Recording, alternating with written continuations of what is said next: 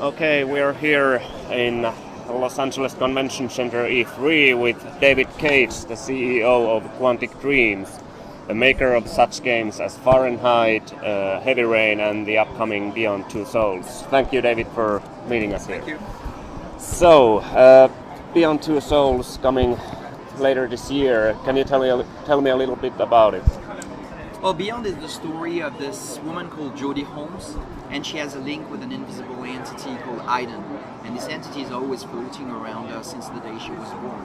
So the game is the story of her life through 15 years, so we'll see her when she's 8, and we'll see her when she's a young teenager, when she becomes an adult until the age of 23, and we'll be with her in the happy times and difficult moments of her life, and see how she grows, how she evolves, how this relationship with the entity progresses, and she'll be confronted with many difficulties, of course, and she'll have to accept who she is, being different, growing, changing with time, and discovering what's on the other side.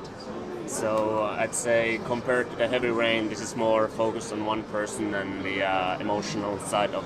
It's really focused on actually two characters, Jodie and Aiden, because Aiden is not just a power, he is really a character. And the big news about Beyond is the fact that you can switch between Jodie and the entity at any point in the game, and you can control the entity. So you can float around, you're invisible, you can fly, you can go through walls, you're invisible, of course, and you can interact with matter and people in a very, very unique way. Right.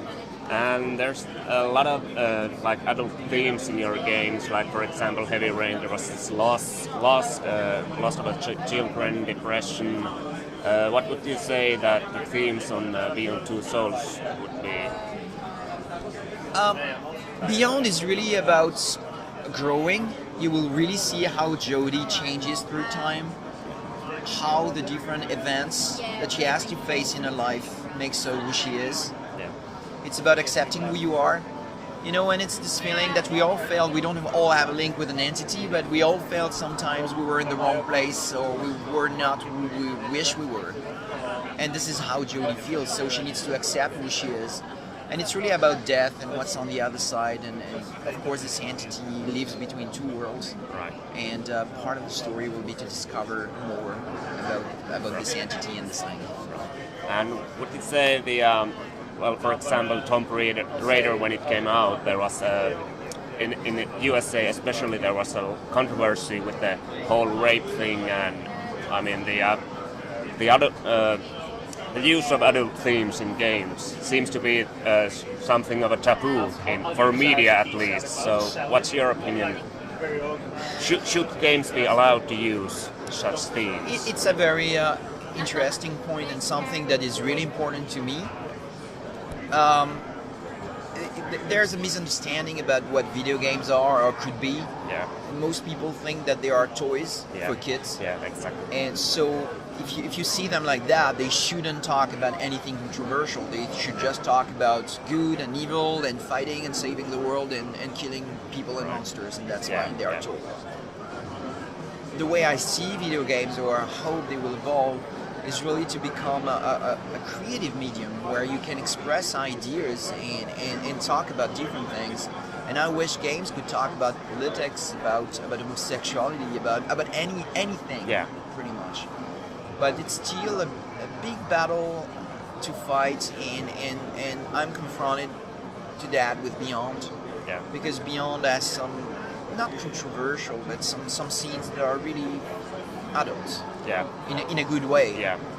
And it's sometimes challenging to convince people that it's fair, and this is what games could also be, and they should be a respected medium because they can also convey ideas and not just be toys.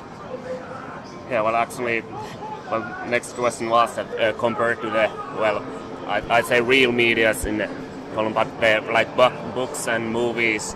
Because, like I said, games are like you said, games are seen as toys. So, what should be done to get games up there with the real medias? If you look at where we are with censorship today in games, you should compare that to where films were in the 50s. Yeah. So in the 50s, people forget that, but having two characters kissing on screen was a big deal. Yeah. where today everybody thinks it's something normal and natural, it's a part of the story and it's a part of life. With games, where this is pretty much where we are. If you have a man and a woman falling in love and they kiss and they make love, it's a big deal in a video game. Yeah. And again, I can't understand why. What can be done to change that? More games, time. Yeah. We need to evangelize. We need to stop making stupid things also, because each time you do something that is too much, too gore, too sexual, too violent, to whatever, you just give points to our adversaries to say, look, these people are not responsible. They just do stupid things. Right.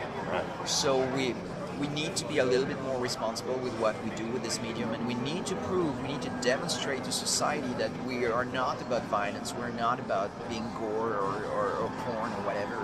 We can become a very respectable medium, like films, like TV, like literature, like whatever. Yeah. And I think Heavy Rain accomplished that, because there's a lot of like emotional scenes in it, and it really does the job well. And I mean, it's phrased as an interactive drama, the genre you pioneered basically. But I think that beyond goes further than Heavy Rain, and we have many different scenes and we touch many different subjects. Because in a life, it's not just about one thing, it's about many different moments depending on where you are in your life. And Beyond touches very interesting and sensitive subjects. So I hope it's going to be appealing to gamers and that they'll give the game a chance. Right. And how do you see? I mentioned the interactive drama. How do you approach narrative in gaming? I mean, you definitely fuse movies or series cinematelling with the gaming of cinematic action events. So this how do we compare? You mean? Sorry. How do we compare? How do you approach when you start a new game? How do you like narrative try to accomplish that? Okay. Or But when I start writing, first of all, my starting point is now more and more my personal life. Okay. I decided since Heavy Rain to stop talking about things I didn't have a clue about. Yeah. Like what it feels like to be a soldier going at war. I don't know. I can imagine, but I cannot really be true to what it feels like just because I've never been in this situation. So on Heavy Rain, I started to write about me being a young father and having this relationship with my son, which is something I experienced. Beyond was much more about I lost someone I felt really close to in my family, and being confronted to death in that sense was something, it was a big shock, of course. It was something extremely violent and brutal. And I just wanted to write about this experience and try to imagine what's on the other side, what comes after death. So my starting point is now pretty much something personal, so I can really be true to what I want to talk about. And there are many moments in my life that I just inject in my script, sometimes without even being conscious of that. It's just something that happens during the writing process. And I always try to think about the story and the interactivity at the same time. Yeah. So I don't start with a big storyline and then I try to figure out what the player will do in the storyline. It's really like each time I have an idea for a story, and I try to think at the same time, what can I play in this story? And this is how everything is built. And how do you maintain the illusion of, because like in Heavy Rain, you get the feeling that whatever you do, something happens, and there's no game over screen, for example. So the game keeps fluently going on. So how do you keep the illusion going on? Because I know, like for instance, in Heavy Rain, there are scenes that if you do nothing, then it just keeps going on further and further and further. So how do you? It's always a challenge to find the right pacing for a scene, and also to establish the grammar of the game very early on for the player, so he knows what is the language that you want to use, what are the conventions that the game is using. And as long as you establish them clearly and that you respect them consistently all through the game, the player usually is fine with that. He can accept that there are rules. For example, in Heavy Rain, you can't do anything. Yeah. I mean, there are certain things that make sense. You're limited to what makes sense in the context with the characterization. of your character. So you cannot go and fight in the street someone just a passerby just because it doesn't make any sense. Your character wouldn't do this, and it would ruin the story. So these are some of the conventions that we use, and when these conventions are established, from there you just try to be consistent and allow the main character to do whatever makes sense in the context. Right. And this is something that players get very well, and that gives this illusion that the game is really fluid and that you can do pretty much everything you want. Yeah. And well, going back to the movies, how do you think about the Defiance is one where there's a multiplayer game and then a TV series, and Remedy's Quantum Break is probably something like that. So, well, do you plan to do something like that in the future, or what's your opinion about it? To mix different. Making a game is something extremely challenging. Just a game. Yeah. When you start about linking it with a real TV series, it becomes even more complex. Yeah. And I think it's a very exciting idea, and Remedy is an excellent developer and very talented, and I wish them big success. But at the same time, I think it's going to be a real challenge just to synchronize these two worlds. Right. Have a storyline that can work on both is something I don't know how to do it, and I wish someone does it because it sounds really exciting. How about the next gen is kind of like, they're going to the tablets and you can play it you can use tablets to influence your main game and stuff like that. Is it something you could use in your future games, or? Yeah, using different screens is something that is going to become very popular on next gen for sure. I mean, PlayStation 4 will offer it. I mean, Xbox One will offer it. And we developers, we think more and more about how we can use the devices that you already have at home, like your mobile phone or your tablet, to expand the experience and give you other screens to keep playing on. So yeah, this is definitely something we are going to use. And do you think it could be used as a narrative sense? Not just like, there's a map or something, but actual. You will see different uses of these devices. Some will be very exciting, others will be less exciting. Right. I mean, there are some very, very interesting things to try, because this is a device that we all have, pretty much, that we carry with us all the time. So there are definitely some very exciting ideas to find around this. And well, of course, with the next gen we get more power, and you mentioned in the when the PlayStation 4 was published that the emotions are more easier to do and more realistic. So, well, that's true. And but is there something else you can use? I mean, with the raw computer power.